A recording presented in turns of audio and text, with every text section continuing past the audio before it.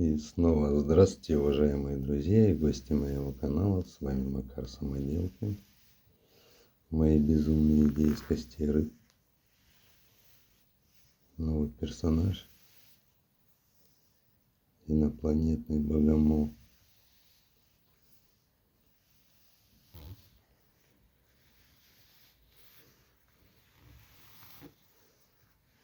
После покраски будет еще круче выглядеть.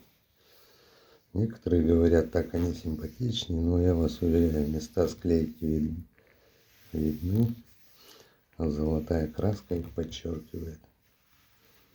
Видно каждую впадину,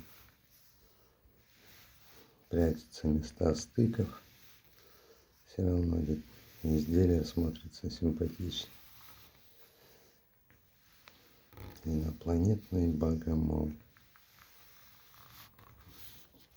Новый персонаж в моей коллекции.